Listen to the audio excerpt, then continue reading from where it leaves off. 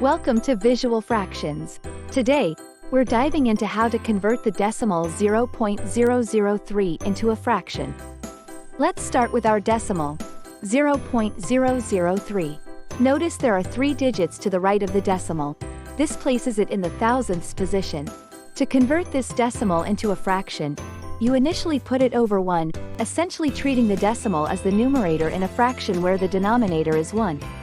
This sets up the conversion process where we multiply both the numerator, the decimal, and the denominator, 1, by 1000 because there are 3 decimal places.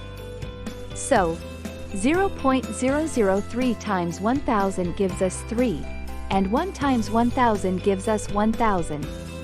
This translates 0.003 to the fraction 3 over 1000. And there you have it. The decimal 0.003 when converted to a fraction equals 3 1,000ths.